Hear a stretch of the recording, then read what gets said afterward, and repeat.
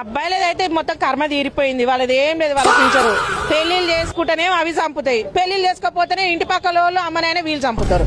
వాళ్ళు సాడ మాత్రం పక్కకి వాళ్ళు ఫిక్స్ అయిపోవాలి. ఎంతసేపు నాలుగు మాటలు వచ్చినోడు అయితే భూమి మీద బతాడు, అమాయకుడు అయితే వాళ్ళు సావడే. మనకి అదే ఫ్యూచర్.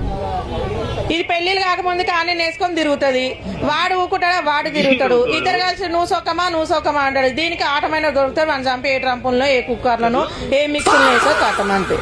అదే కత్తి అందమించి ఏం లేదురా నాయన, మీ కత్తి మొత్తము ఫినిష్ అయిపోయింది. ఎంతసేపు ఉన్నాయి ఇక పెళ్లి చేసుకుంటే ఇది చంపుతా, చేసుకోకపోతే వాళ్ళు చంపుతారు. సావడం మాత్రం పక్క. అందుకే ఏదన్నా ఉంటే పెళ్లి కాక ముందుకే తీర్చుకోరు. ఆఖరి కోరికలు ఉంటాయి చూసినావా, అది జైల్లో కూడా ఊరేసేటప్పుడు ఏం చెప్తారు, మీ చివరి కోరిక ఏం చెప్పు, బిర్యానీ తింటావా బీర్లు తాగుతావా అంటారు చూసినావా. మీరు కూడా రేపు పెళ్లి అనగా మీ కోరికలు మొత్తం తీర్చుకోరు, ఎందుకంటే మీరు ఎట్లా చచ్చిపోతారు. అదే కన్ఫర్మింగ్ గా నిన్న మా అక్క నాకు పంపించిన అప్పటి నుంచి మా ఇంట్లో నుంచి పోవట్లా. సో అందుకే నేను చెప్తా అంటే ఆఖరి కోరికలు ఏమున్నా ముందు తీర్చేసుకోండి, ఎందుకంటే మనం అందరం ఫినిష్ అయిపోయామంట, మనకి ఏం ఆప్షన్ లేదంట. సో ఎలాగో మనం చచ్చిపోదామంటే చంపేస్తారంట. ఇలానే మనం మాట్లాడుకోవాలి అనే టాపిక్ మీద ఖచ్చితంగా రీల్ వస్తుంది మన పేజ్ నుంచి. నచ్చితే ఫాలో చేయండి. ఉంటాను మరి, ఇట్లో మీ చుట్టాల అబ్బాయి. బాయ్.